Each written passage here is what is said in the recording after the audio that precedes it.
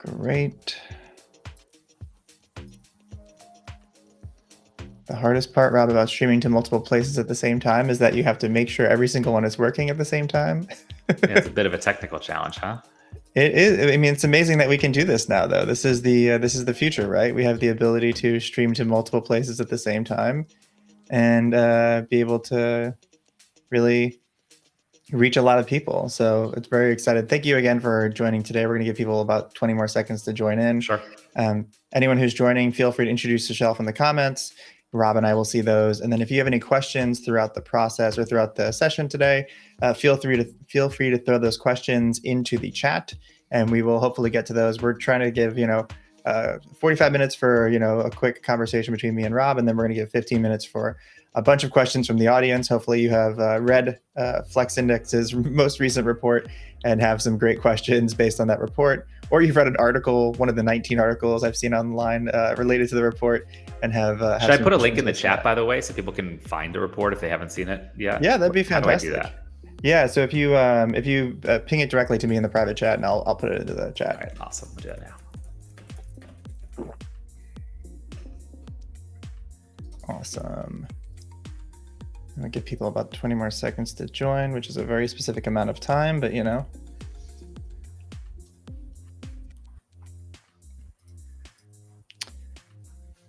All right, well, I'm gonna lower the music down and we're gonna jump right in. You would appreciate this, Rob. Restream, the platform we're using to do these talks, has AI music, or it's AI generated like ambient music, which is of course very kind of timely. like elevator music-y, I feel like. Yeah, it's very AI elevator music, which I don't know if I'm sure there's artists who actually are creating elevator music for a living. So hopefully we're not putting those folks out of a job, but we'll talk more about jobs and job creation in the next few minutes. Thank you to everyone joining us this morning. My name is Omar. I am managing community here at Collective, and I'm very excited to bring you all together today. And I'm also the head of insights and engagement for a company called InSpace. And I'm very thankful today to be joined by Rob Sadow, who is the co-founder of Scoop for Work. And he's also one of the founders of Flex Index, which is kind of like if you can correct me if I'm wrong here, Rob, the research kind of arm of Scoop. And very interested to dive into your latest Flex Index report for this quarter and hear a lot from you. So that's my pleasure. Thanks for having me. Yeah, I guess I would describe it as Scoop is kind of both a software and a data company. Increasingly, we build software to enable hybrid and distributed teams to better coordinate around where they work and how they work. And then we also have a pretty large and robust data set on how companies approach flexible work globally. And as you mentioned, we do a lot of reporting and research on that to help folks better understand where we're at, where we're headed, what trends are interesting to watch, that kind of stuff. That's awesome. And Rob, I guess give us a little bit of background here. Like how, I think a lot of people are aware of Flex Index or aware of Scoop, but how did, specifically Flex Index, like how did you all get here? And what was the journey to get here? Because I think people, when they hear about startups, they're like, oh, it must have happened in a year or something. But the background, I think, is very interesting for your company specifically. Yeah, so I wish, Omar, that I had like some amazing, story. Like we had this epiphany and it kind of just, exploded from there. But in reality, it comes from a fairly embarrassing kind of like place for us from a software perspective. As I mentioned, we build software to enable hybrid and distributed teams.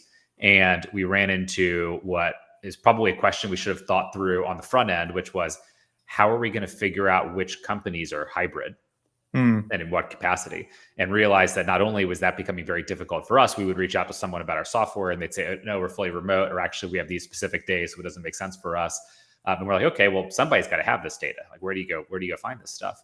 And we realized that no one had the data. And it was pretty interesting to a lot of people, because if you're a job seeker now, I think neck and neck with compensation, flexibility is one of the most important considerations around what job you want to take. And job seekers couldn't figure out how companies were approaching or specific companies' policy on flexible work. Companies were regularly trying to figure out what their peers or competitors were doing, and there was no good place to benchmark that information. On top of that, media was writing lots of articles. I remember it was February or so of 2023, so beginning of the year, and Disney changed their policy. There's always questions in the media around, okay, well, is this the beginning of everybody changing their policy, or is this anecdotal or one-off? Then we started to realize that maybe there would be a lot of value in starting to collect this information. And that way, different folks would have a data set to go to and be able to understand, is this one-off, or is this part of a trend? How is this moving month to month? And that was the initial genesis of the thought process around creating the Flex Index. That's awesome. And I guess how long is the timeline from Flex Index getting started to where we are today, where you're putting out quarterly reports? The most recent one you partnered with BCG, which we'll dive into a little bit in a second. But like, what's the timeline there? So we originally came up with the idea for it in September, October 2022.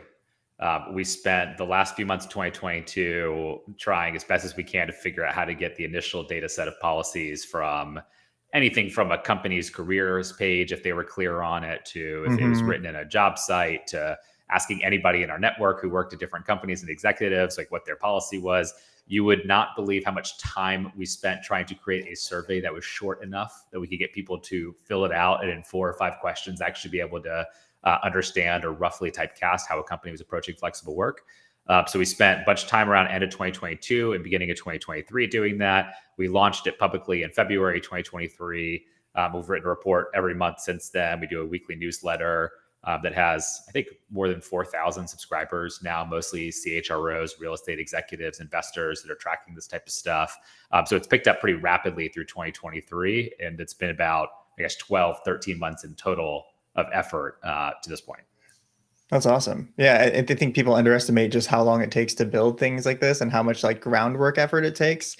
So I want to make sure that we kind of emphasize like the time frame it takes to build some things. Nothing is overnight. Nothing ever happens. It's always, there's some unsexy part of it that takes a lot of rolling up your sleeves. Like that is the case for every meaningful product, data set, whatever it might be. Yeah, it's the 10-year overnight success, as people like to call it. Totally. So how many companies are actually in the Flex Index now? I know it started at around like 4,000. I think you had like crawled and like, found the information for, but what is it at now? And how are you kind of thinking about growing it and continuing to grow that information base? Yeah, totally. So we launched it in February. I think it was just under 4,000 companies. It's doubled since then. So it's about 7,500 companies now. Those 7,500 companies have approximately 55,000 US offices and then more offices abroad. They employ more than 100 million people. We focus specifically on their corporate office requirements. So what does that mean for people at headquarters or more desk-based jobs? But we are evolving that and starting to capture more detail around specific employee populations, locations, job functions. That's one of the areas we're going to invest a lot going into 2024. We add companies through 2 primary mechanisms, and we actually put out a methodology report for the first time in October. It's pretty cool. That has like a detail on specifically how we do it. One is anything that we can find from a reputable secondary source or primary source. So that could be, as I mentioned, a careers page or a company site. If Forbes writes an article, and Jenna quotes an executive there on a particular company's policy, we'll find that and use it to update our database. If a company is really clear on their jobs page, on a job hiring site, for example, we'll find that stuff. So a bunch of it comes from secondary kind of like sources or kind of like direct references in that way. And then about 30% of it comes from primary. So direct from executives or managers or others at the company who at the beginning of Flex Index could fill out a survey, as I mentioned, that was pretty short. We only posted stuff where we could validate the person worked at the company with email address, reach out, clarify, et cetera. And then in October, we launched Flex Profiles, which now is a way of going to the site and logging in and authenticating as a user of the company, being able to update directly. And so we have companies now updating there. The vast majority of those folks are actually directors and VPs of HR, recruiters, CEOs. Like that's really been the group that's been most engaged in kind of making direct updates on the site. Interesting. That's super fascinating. Yeah, I think there is a little bit of a question of, as we dive into the data here a little bit, like what millennials might call Instagram versus reality of, what people say their flexible policy is versus what is actually being enacted on the ground level. And understanding that nuance, I think, is really, really important for employees, because if you're applying for a job and you're seeing online that, like company has flexible policy, it's 3 days a week, but the reality on the ground is it's a lot more flexible or it's a lot more stringent. I think that can have a big effect on your outcomes as an employee or like your staying ability at that company. Totally. And I think even going into 2023, there's a crazy stat. I can't remember maybe it was Mercer, I think, who had done some research on this, but it was a big firm. And it was like 50% of companies at the beginning of 2023 still had unwritten policies effectively on Hmm. how they approach flexible work. So it was like kind of like rough expectation or kind of like tribally passed manager to manager on what the expectation was around this. And look, I think even the most common model, and we can talk about the different bucketing and how we do this, but within what we describe as structured hybrid, which means Hmm. companies that set a specific expectation on some time spent in office, not full time, but some time. The most common model there is minimum days a week, as you described, 2 days, 3 days a week. But then the team has the ability to customize that and say, okay, Hmm. well, let's then kind of adjust this a little bit based on our particular workflow and needs. And sometimes that's with specific days of the week for that team. Sometimes it's flexibility for the team. And so it will continue to be, I think, some customization and slight differences between what the company says is policy and what a person may live or breathe on a day-to-day basis. Some of the work we're doing into 2024 is to start to try to capture more of that, but in really big companies, it's impossible to get it perfectly right for what every team is doing. Yeah, I think you touched on something really important there too. I love that you all have the buckets and you're very transparent about what the buckets are, because I think that develops a lot of clarity. And I think there's a lot of discussion in the future of workspace right now about, hey, hybrid, the word might go away long term. It might become just flexible work, or how we define that will change. But I do think there's a lot of nuance there. Like when you mentioned big companies, what are you seeing in the companies who have, like, multinational offices? Because what I've been seeing on the ground, I've been discussing this with workplace leaders, is that their APAC region might have a different policy, and three different policies across their APAC region than their EMEA offices, than their North American offices might have. So I think there's nuance there as well. What are you seeing on that front? Yeah, such a good question. There's a lot going on there. I'll kind of talk big picture, and then I'll talk how I think how it varies right now, and then I'll talk a little bit about how I think it might evolve, over the coming years. So right now, I would broadly describe that there are two main camps, so to speak, in flexibility. Smaller employers, so let's think about that as companies with maybe 500 employees or less, tend to lean more into full flexibility, meaning that they do not require specific days or a specific amount of time in office. They leave that flexibility up to the employee. There's a Hmm. portion of that that's fully remote, but a substantially larger portion of it is not fully remote in the sense of no offices. It's employees' choice, meaning the company has offices, but employees can choose whether to go in or not. Hmm. That's very different, to your point, from what's happening on the other side for really big companies. The majority of really big companies are structured hybrid. And they set a specific expectation on how much time is spent in the office. On average, it's about 2.5 days. So think about it as you spend half your time in the office and half your time working remotely. That's been most common for at least US headquartered employers in terms of what we've found. It's actually been Hmm. incredibly consistent year to date. It was 2.5 in January. It's 2.5 now. One of the big Hmm. reasons why we don't see really meaningful return to office from if you look at the Castle data around occupancy relative to pre-pandemic, and it's like 50% in January and 50% now, it's because policy has been pretty flat and it's about half the time that it used to be. So that's what's most common for big companies that are structured hybrid. To your point on some of the variation in what's happening, very different rates across different countries. I Hmm. think Nick Bloom and Stanford have some really good data at this, that English speaking countries tend to offer a little bit more in terms of work from home rates right now. And there's a number of reasons we can get into why that might be the case. I think Europe is a little bit kind of like in the middle. I think Asia is a little bit further behind in terms of like the amount of time it's allowed work from home. There will certainly be cultural differences, just the way we see in the US. The West and Hmm. Northeast of the US, for example, tend to offer more flexibility. The Midwest and South tend to do a little bit less. What I think might change in the future and be really interesting to watch is US headquartered multinationals have offices all over the place, and people Hmm. move around between offices and collaborate between offices. And so I would be surprised if some of the flexibility in some locations doesn't permeate offices in other locations for those companies. That will then influence the competitive dynamic for talent in that local market. Other companies will then feel like they have to make adjustments. And so I expect we will see even the more lagging countries or locations from a flexibility perspective adopt more and more of it over time with some of that influence. Interesting. Yeah, and I think that there's a bit of a misnomer there as well. And I would love to know what you're seeing in the data from your side.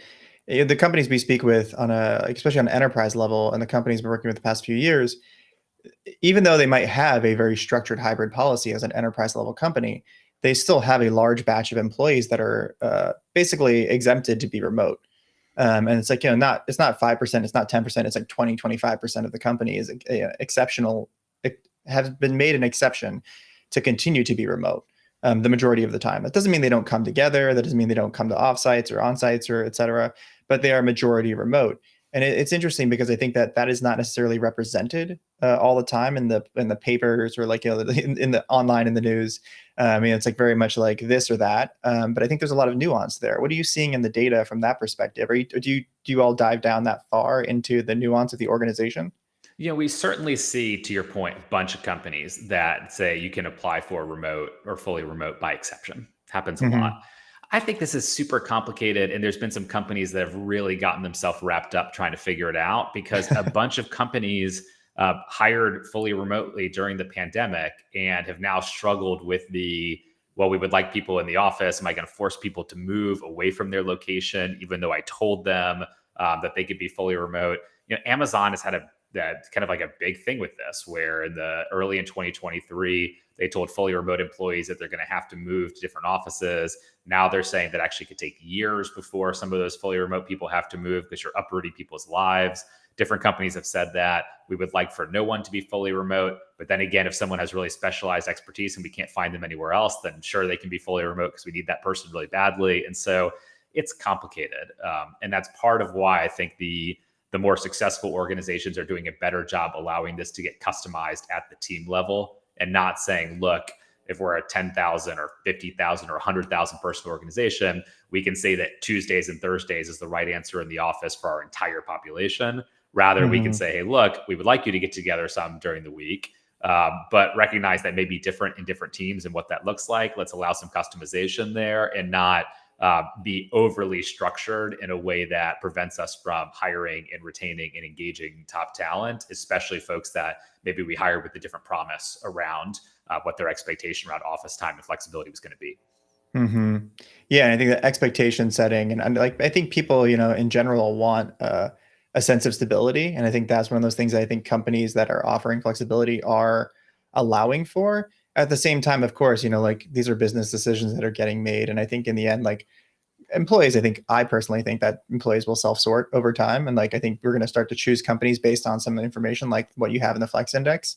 So I do want to dive into that. I don't want to we could talk about this subject for I think for hours, Rob. Wherever you want to go is good with me. I do want to make sure we cover a lot of what you had in the most recent report, specifically this idea that, and like what the data is saying, where you have companies who are offering a greater level of flexibility are driving greater growth in revenue. And I'm going to make sure I said that correctly because there's a lot of nuance in those words. Is that accurate? Yeah, it is roughly accurate. I'll give a little bit more color just because I think Yes, it's the detail matters on this stuff, right? So maybe take a step back. Debbie Lovich at BCG, who is fantastic and runs a lot of their stuff globally on this topic, and I have been talking a long time about this debate on productivity. And productivity debate has been everywhere when it comes to hybrid and remote work. And you can find studies from different countries and different populations that argue that it's more productive or less productive. And in some ways, I kind of said this also on our State of Flex webinar yesterday, I think productivity has been a bit of a Rorschach test, for people where you see what you want to see. If you want it to be less productive, you can find the data that supports that. If you want it to be more productive, you can find that too. And so we're trying to figure out how do you get to the bottom of this? And the thesis was, if there is some meaningful difference in the productivity of employees when they are full-time in office versus fully remote or somewhere in between, shouldn't that show up in the financials in some fashion? Like, shouldn't you be able to see that in either revenue growth or something else over time? And so we decided to collaborate on it between Flex Index and BCG and said, okay, can we look at public companies where we've got some revenue history and see if there's a relationship between revenue growth between 2020 and 2022, so basically the last 3 completed fiscal years, and their flexibility approach. So we had, I think, more than 550 public companies that were US headquartered in the Flex Index, where we had revenue data from 2020, 2021, 2022 that BCG could find. BCG did a bunch of analysis on pulling not only revenue, but also for each of those industries that the companies was in, what that average revenue for the industry was over that time period. The reason we did that was to normalize it, because there was a risk that maybe there's more tech companies in the fully flexible bucket and a different industry in the other bucket. We didn't want industry to taint kind of the analysis that we did. So we took each company's revenue, we normalized it against what its industry revenue was over that time. And then we looked at the bucketing and said, okay, well, what's the difference? And the really interesting things that came out of it were twofold. One was companies that offered full flexibility. So again, meaning that employees are not required to spend some minimum or specific time in the office on a weekly basis, outperformed their less flexible counterparts by 16 points in revenue growth between 2020 and 2022. So that was pretty meaningful. The second was, and then we can dive into each piece of it, but the second was, even if you look at the less flexible group, the group that was structured hybrid, so required some amount of time in office, but not full-time, grew at twice the rate of the group that was full-time in office over that time period. And so consistent that most flexible was doing the best from a revenue perspective, and then the structured hybrid, and then the full-time in office. And that felt pretty important. And so we put that in our report. And that's, I think, would have been a lot of noise around that and discussion around that, I think, over the last few days. Interesting. And do you think that, I guess to dive into that a little bit, do you think that on the revenue side, is there any indication there, like on how are you looking at that, like revenue versus like profitability or versus actual, like, like when you're thinking about revenue, how are you defining revenue there? Yeah, great question. So revenue, we just took as literally like reported revenue in public statements for that year for that company. So top line revenue, revenue growth over that time period. Revenue is not the perfect measure for this. It's a starting point, right? In reality, we want to go from revenue to earnings to shareholder return, right? Like there's a bunch of different things to look at. It's not like we had the opportunity to look at everything and we picked revenue because that's what felt like was a good story. We did revenues as far as we got so far. It was the first kind of like step in that direction. So we're like, okay, what happens in top line performance? Or, because in theory, if employees are more productive, does that mean they're producing more? That's leading to more revenue in practice.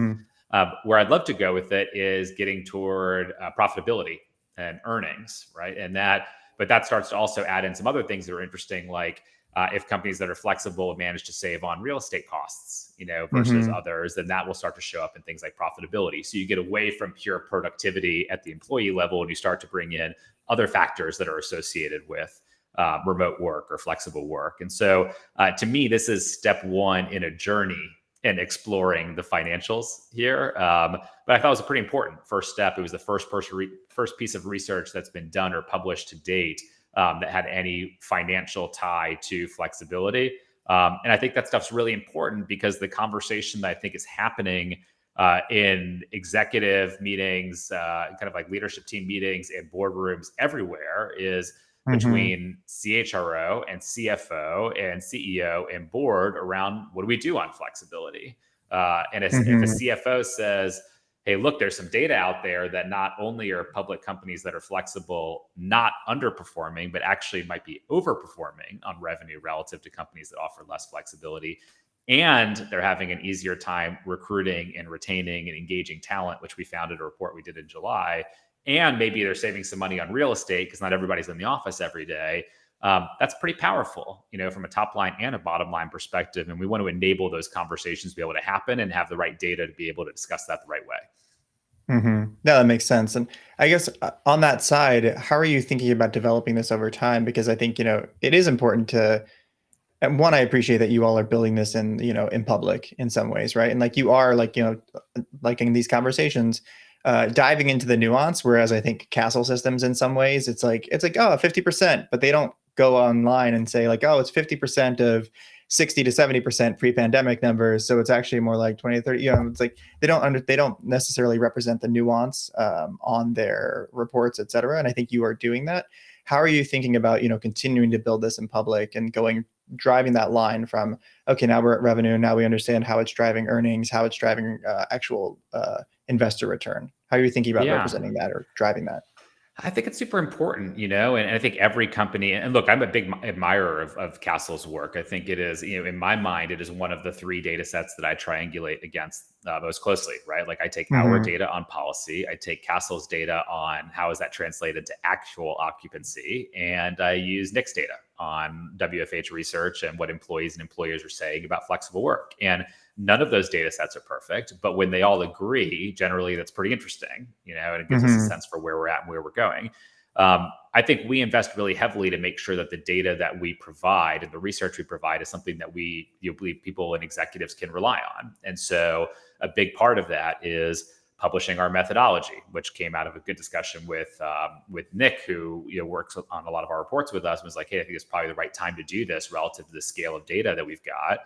So that people understand how we do it. Hmm. And then talking through methodology and being really clear on every chart and sample sizes and sources and who we collaborate with. And ultimately, we've built this to a place where organizations around the world are using it as an input in the way they think about policy. And if they're going to do that, then we have a responsibility to be really forthcoming around the way we approach our analysis, where that data comes from, the things that we're doing to improve that over time. And building in public, to your point, is a really good way to do it. So we'll keep kind of like approaching in that regard and kind of get better and better at it. And that'll allow us to get more granular data, to provide deeper insights, to help companies better think through this. And what we're still the very early innings of a journey toward what I believe is going to end up being more and more flexibility, broadly across companies. Interesting. Yeah. And do you have, I guess, question for you on that? Do you have any, as companies move towards flexibility, you touched on this a little bit on the side of the real estate side. If you see companies like, reducing footprints, and like, let's say a company can work with, 50% of the, just arbitrarily 50% of the real estate portfolio they used to have. Are you seeing them take that? And are you having conversations about this? Are you seeing them take that funding they were spending on real estate and spending a portion of it on employee experience as well? Because yeah, I think there is a misunderstanding, I think, sometimes, that when you increase flexibility, you don't need to spend as much on employee experience or workplace experience. But from the companies I've spoken with, it seems like there's actually a need to increase spending on things like on sites and off sites, and like, those specific moments that bring people together and build connectivity, even in remote and fully flexible environments. That, like, there's a big emphasis on that from teams like Atlassian, and even like teams like Doist, who like bring people together internationally, like at different intervals. Like, what are you Yeah, seeing on that side? absolutely. I think the best companies in the world approaching hybrid or fully remote, and that can be from the largest companies that are traditional companies that have adopted this model to world-class fully remote organizations. You talk about Doist, GitLab, others, right, that have done a really good job. They are incredibly intentional about bringing people together for valuable time. I think Hmm. that there is a misunderstanding often in fully remote that people think fully remote means never in person together. The best organizations in the world do not approach it that way. And the leading companies that have shifted from full time in office toward hybrid have repurposed, in some cases, the entirety of that real estate spend into more intentional investment in co-location and collaboration and offsites. And Hmm. one of the things, a researcher that I respect a lot, who we interviewed on our Flex Perspective podcast, Raj Chowdhury at HBS, has done some really good work and found that really intentional co-location in offsites, where you get the right people together for a day or 2 days, has huge benefits for how people collaborate asynchronously for a lot of time afterward. And so you can really make up for some of the time that you don't spend together if you're not in the office 5 days a week together, with thoughtful and intentional time together. I think Hmm. GitLab, and I had Darren Murph on the podcast recently, who's just incredibly thoughtful on this topic. And Darren basically said, look, we started to do treks where employees would have budget to go plan trips anywhere in the world, and people could jump on board. And that was a really intentional piece of the way that they built culture and connectivity in a fully remote organization. And so maybe to put a fine point on it, I think the best organizations in the world do not think about hybrid work or fully remote work from a cost savings perspective. There may be some, but that is not the driver of why they do that. They think about it from a flexibility and the benefits to flexibility perspective, and they reinvest that capital from real estate into ways for people to connect purposely and intentionally. And that's really, really important. So, I think that, yeah, that is a very good point. When people think about this, they think about it arbitrarily. They think about it as a cost savings measure to go fully remote or fully flexible. But in fact, you're actually choosing to invest more strategically in your employees.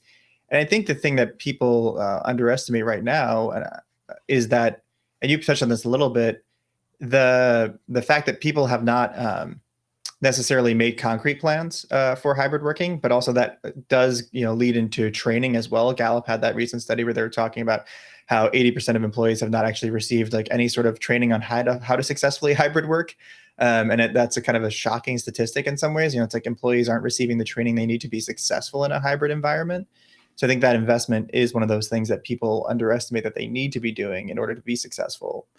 Especially at the manager level. Like that's one of the ones that I think is just the biggest gap. Like, look, being a manager is so much harder in a hybrid environment, right? Like Mm-hmm. you've got, first of all, you've got in a lot of companies, you've got pressure from executives that want to make sure the manager is pushing to have people come in enough, right? Like Amazon, I think, came out the other day and they're like, managers, we want you to not only make sure that people are coming in, but you should feel empowered to fire people that are not filling.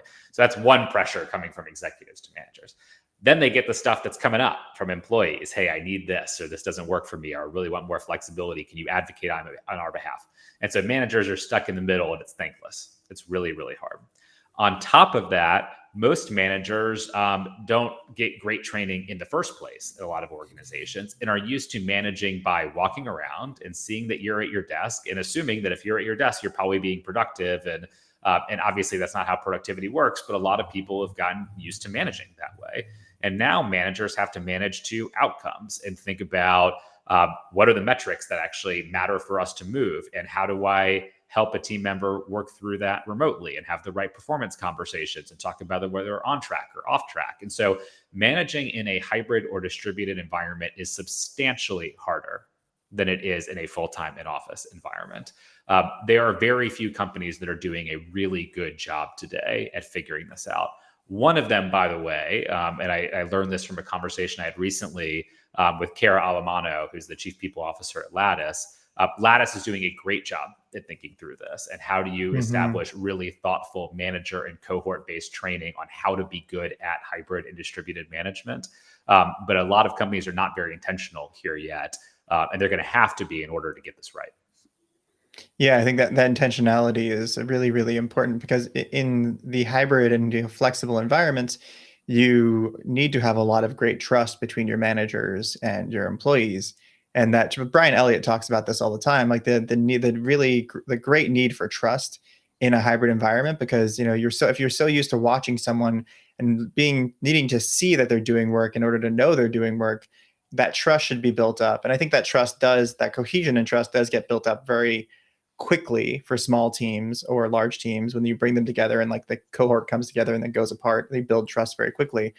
But that trust has to be there in order to manage in a remote environment or a flexible environment.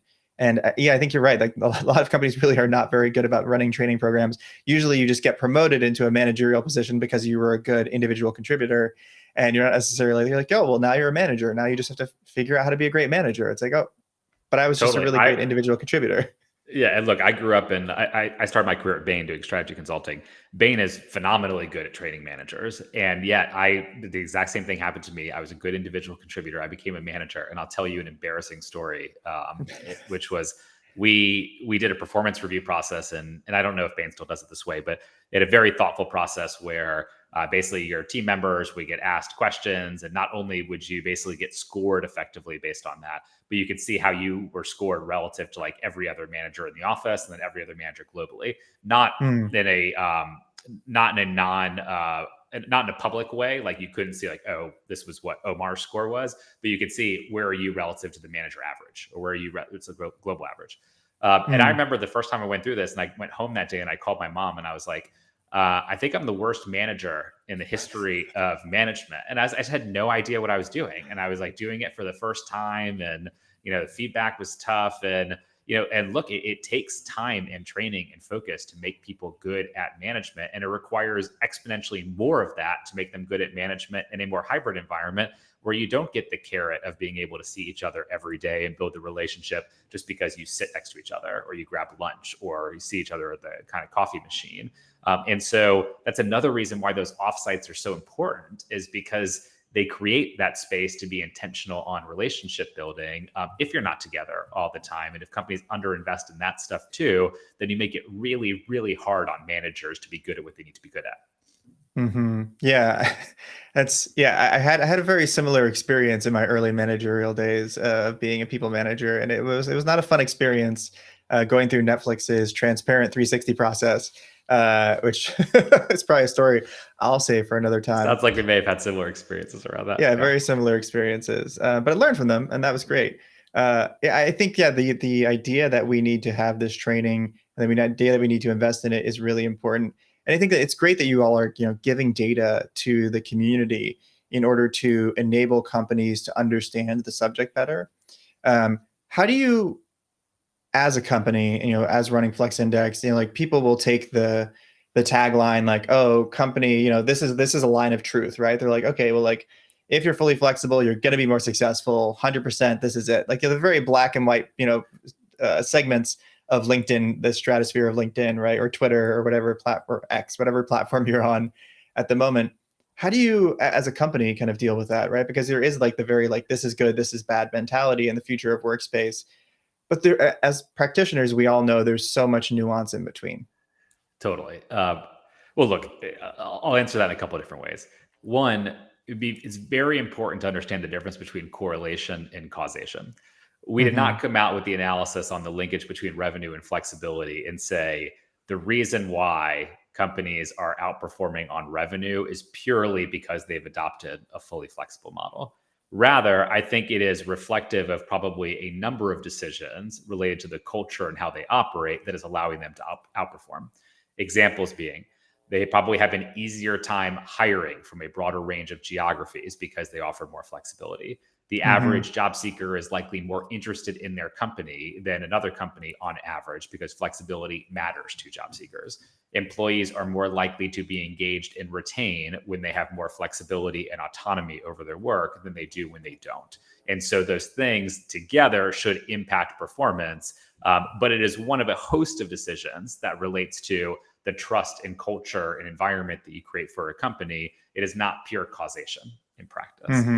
And I think that nuance is important. And I can say that even though I do advocate for flexible work, and I think that's important. And one of the things that I struggle with about the discourse on flexibility broadly is it feels like sometimes the way that primaries operate in the US, where in some ways it really motivates people who are really passionate on the far ends of the spectrum and become almost like zealot about how they think about this stuff.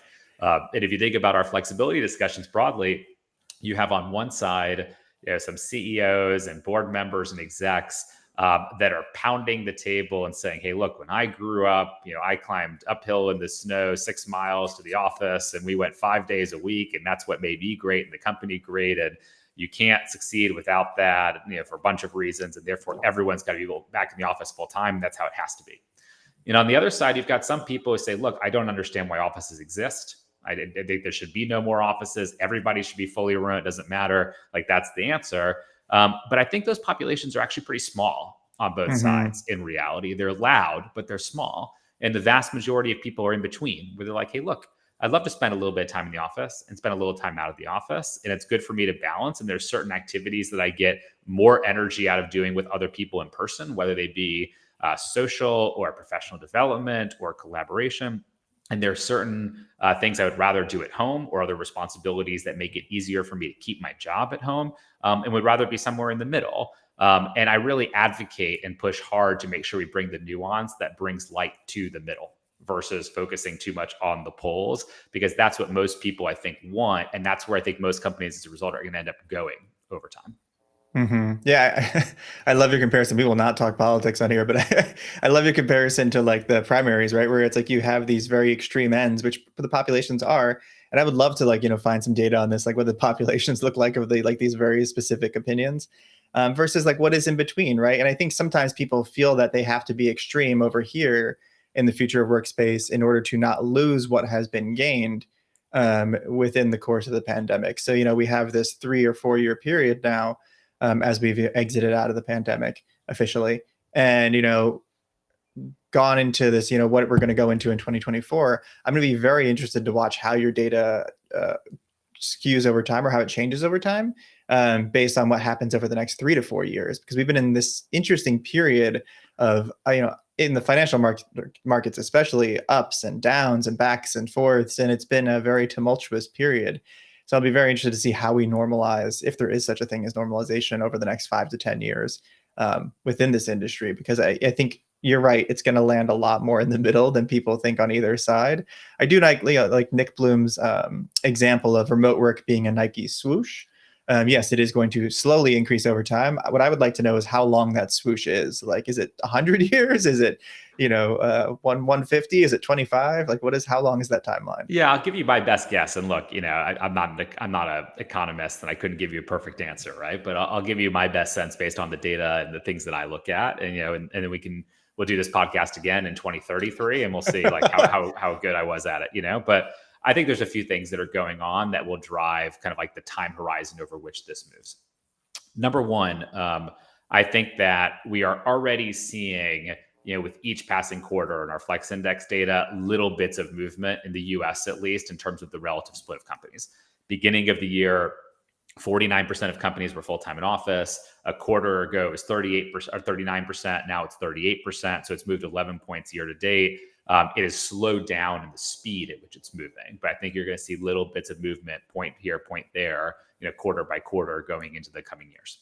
The second thing that I think is going to happen, and I think people, we talk about this in our report sometimes, so I think not everyone realizes, is there is just a massive difference in the approach to flexibility based on when a company was founded. And not just tech companies, but broadly when companies were founded. The two big kinks that we see are, one, there's a huge difference pre-2000 versus post-2000. And then again, there's a big difference 2000 to 2009 versus 2010 and beyond. Why has that happened? There are a couple of things. If you think about the technology that's changed in the underlying way we think about work over that time period.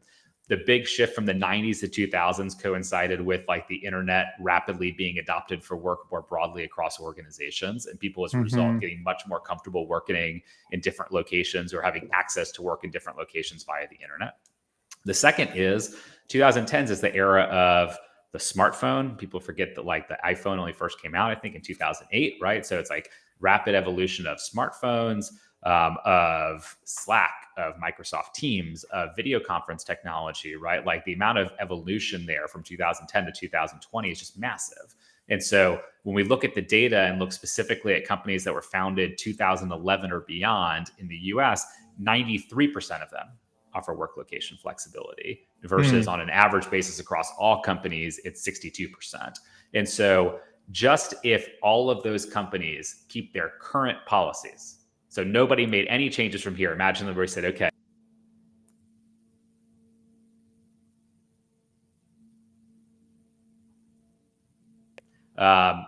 if you like went from there and said, okay, that's where we're going to be, with each passing year, the base would get more flexible anyway, because older companies would age out. Companies that were founded past 2000 or 2010 would be a bigger portion of the workforce. And so that will add points of movement year by year from there. That's the second piece. Then the third, and then I'll pause, is like the average lease in the US is more than 10 years long, especially for large companies. And while it feels like the pandemic was, 100 years ago, in reality, we're only 3.5 years in since the pandemic. And so that means that 65% of the leases still haven't turned over that were signed prior to 2020. So every year through the 2020s and even into the low 2030s, you're going to see leases expire. As leases expire, that's going to allow companies to not only revisit how much space they need, but also their flexibility policy in line with that. And that will create further movement. So my guess is it's really over the next 10 years or so, you see kind of like steady move against it. And if I had to bet, I think it probably ends up at 85% of US companies offer work location flex for their corporate employees, but it may be a point, 2 points, 3 points at a time, over the next decade or so. Yeah, I mean, that makes a lot of sense. I think that the people don't necessarily understand the length of real estate cycles, especially when you're taking these large portions of spaces. There's been a lot of headlines, obviously in the past 3 years of companies paying exorbitant amounts of money to get out of leases.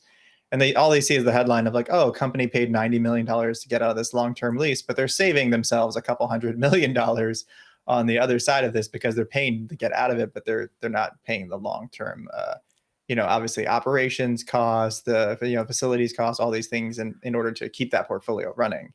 And that this massive effect that has happened for the real estate industry has been very fascinating to watch. But I do think that the industry is one, I think it's in its own way flexible and adaptable. We've gone through boom and bust cycles in real estate all the time. I think that's one of those things that I've seen people starting to adapt to, and I do think we're seeing more actually innovative and different kinds of product offerings. And if anything, I think it's actually moved in some ways the industry along a path that they might not have gone down as quickly. I think we're seeing like more workplace experience teams. We're seeing a larger focus on actual experience of spaces. We're seeing more hospitality driven spaces. And I think we're seeing people be more considerate about how they design those spaces and how they enable them as well. But on the upside of this as well, I think is that we're actually seeing more despite the downfall of WeWork, and in some ways, like the company still exists. There's a lot of great people who still work there, but despite like some of their trials and tribulations, the co-working sector and the membership space sector is doing very well. And there's a lot of really amazing membership and co-working spaces that are being built, being built out today. Like Shack 15 in San Francisco is a great example of this. Noya House in Los Angeles, Soho House continues to expand all over the world, essentially. And I think that is actually one of the interesting outcomes of this whole thing is that, yes, we will have people increasing flexibility, potentially reducing real estate size total, but increasing employee experience. And so that seems like a net good, but there's a lot of adaptation on the physical infrastructure side that's going to have to happen. And that will likely, I think, be very painful especially as cities adapt to these changes. Yeah, I think it's absolutely right. And I think it's not going to be, the impact is not going to be evenly felt across properties. Like Class B, Class C properties are going to get hit way, way harder than newer spaces that are more of a destination. I think that companies breaking their leases early and paying large amounts of money to do it is a somewhat misunderstood phenomenon, in my personal opinion. Like, yes, there is a reason to do it financially in terms of I put some money out now, but it's actually less in a present value perspective than all of the payments that have to make over the years. But I think a big part of it too is employee experience. If you think about Meta, for example, which I think has at least several offices, I think in the London area, getting out of one of those offices and as a result, concentrating people into fewer offices where there's more energy as a result, it feels less empty. It's a better experience for employees that go in, is better culturally now, not only better financially now. And I think that's an important point. One of the reasons why I think some companies are pushing so hard on return to office is because for the employees that do want to be in, if there are only a few people in the office in this cavernous space, that's a pretty crappy experience for the people that do go in. And so they're trying to push so that people who do want to be together actually feel like it's a good opportunity to do so. But lease expiration will allow for revisiting that and changing the amount of space you have, which will also cause a rethink in how people approach flexibility in the first place. Yeah, and I think that benefit of reducing down space in order to bring more people into the space to actually create that vibe, for lack of a better word, right? Like that good feeling when you get when like a space is just the right amount of occupied, because a very empty space can feel in some ways very desolate and like you're not going to want to come in. And I think that coordination of where and when employees work is one of those things that has to happen in this time period. And I think companies are underestimating the work it takes to actually coordinate 15 people's schedules and take into account their preferences, the nuances of their family dynamics. Like if somebody takes PTO, someone's kid gets sick, someone gets a cold, someone's car breaks down. Those things have to be accounted for. And it's great to set up team agreements and team plans, but I think you need to have that understanding in order to like bring people together and do what you were just describing, which is bringing them into this space to create a better outcome and create better dynamics internally. I think that's not a bad thing. I think it's actually a very positive thing.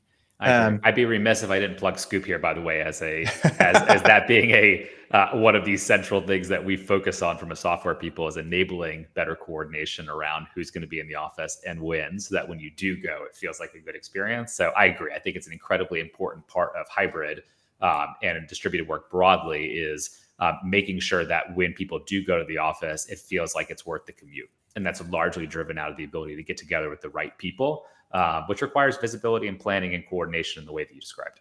Yeah, and I would love to know your thoughts on this as you were describing this idea of like, people adjusting real estate over time. How do you see, Flex Index as a data source, kind of enabling executives to make choices, one, and enable them to make like positive choices for their companies, but also positive choices for their employees, and then two, how do you see that data being used by even people in like government or planning divisions? Like, do you see that?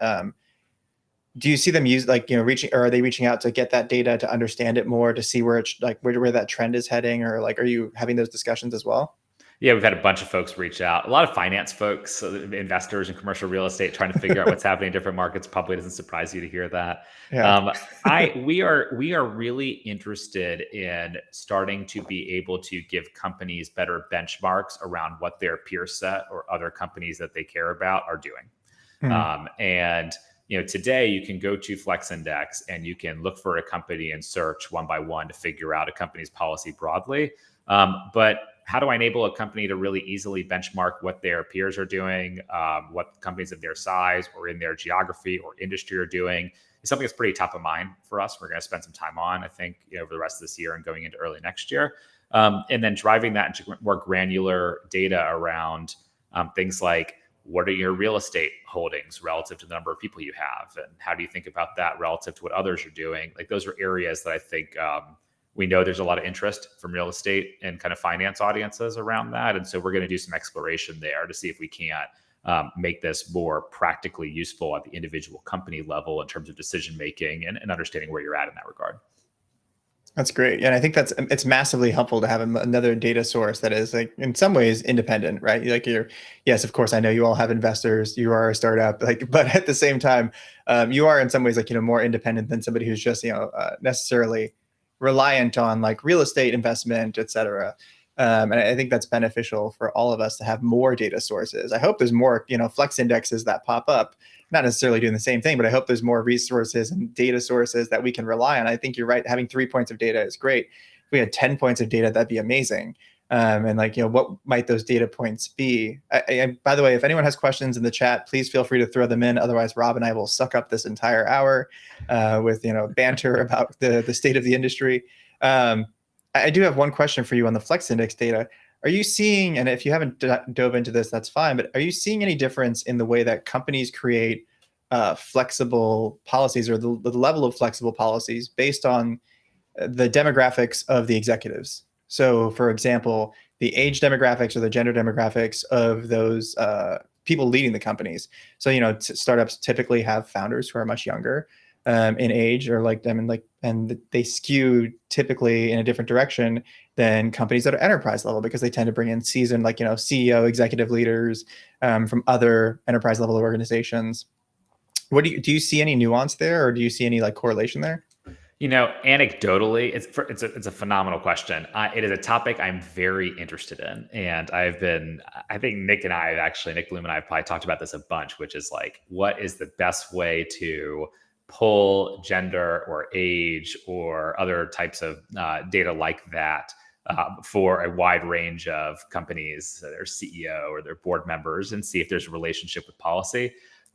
There very well may be. We just haven't been able to. It's hard data to come by. I have to do some work to kind of figure it out. But I'm pretty interested in it. And if I think about flipping that, and what we're seeing in labor trends broadly in the U.S., women aged 25 to 54 are participating in the U.S. workforce at all-time highs, according to BLS data.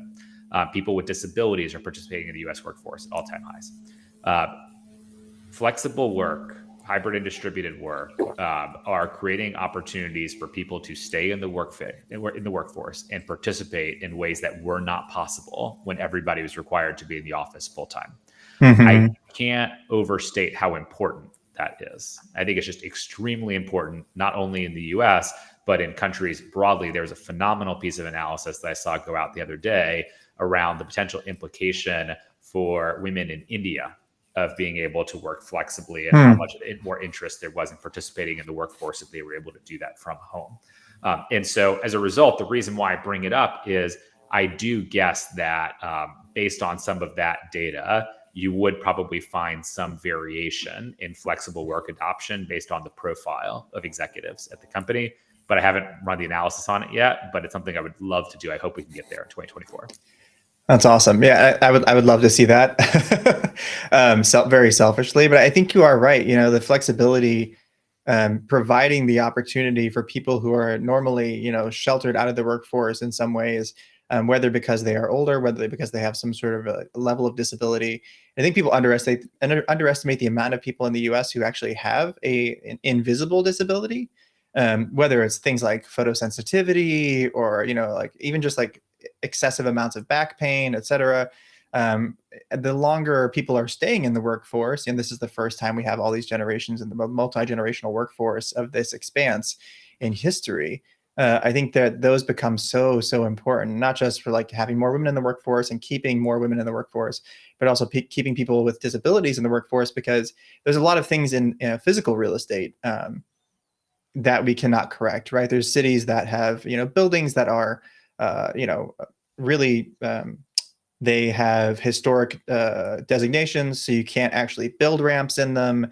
It's very hard to actually, or very expensive to actually, like, you know, or it's sometimes impossible from coding to actually adjust or improve those spaces.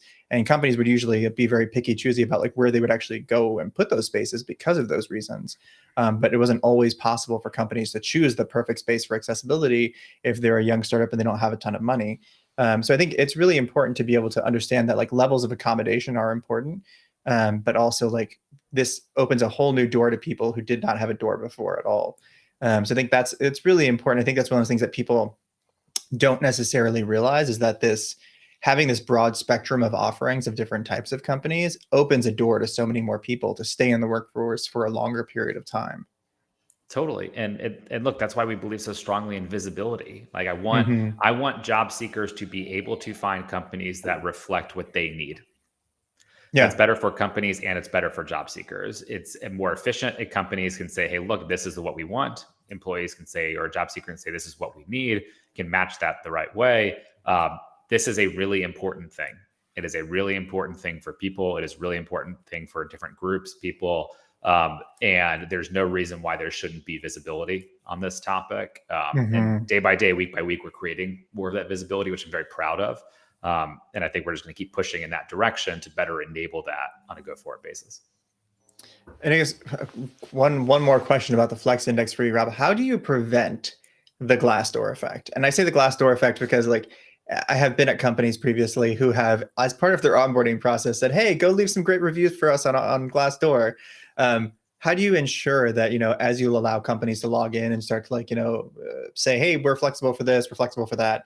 How do you ensure the integrity of that information, and how do you one, allow for self-service, but also at the same time enable that kind of care to make sure that these are, when you're servicing, like, you know, employees or the labor force as a whole, ensuring that integrity continues on like long-term basis.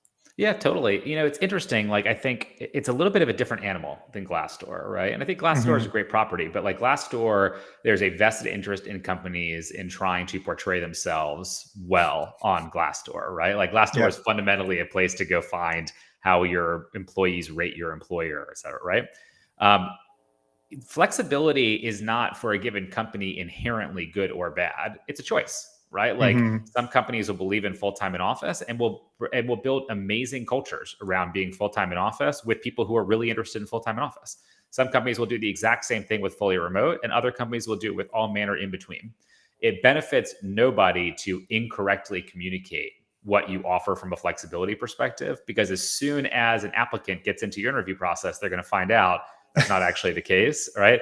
And then they Yeah. just reach out to Flex Index and they go update and say, hey, look, that's actually not the case. And we reach back out to the company and figure it out. Luckily, we haven't had any of those issues so far. I just don't think there's a lot of good motivation for companies to kind of like fabricate like their flexibility policy Mm-hmm. publicly around this. And especially as we move more into benchmarking, getting data, companies will want to be able to get accurate data on what others are doing relative to themselves, and that's also going to be a motivation, I think, for inputting the right stuff so you can understand where you're at relative to your peer set. But we take it really seriously. Every time somebody updates Flex Index, we triangulate it with anything we can find publicly. We reach out to executives at the company to make sure we've got it right. We take a pretty high bar to that. We won't always be perfect, and we continue to improve on it, but we're trying to create all the right motivations and the right processes to make sure that we have as accurate information as we possibly can. Awesome. Well, thank you so much. We're at the hour, so we're going to make sure we end this on time.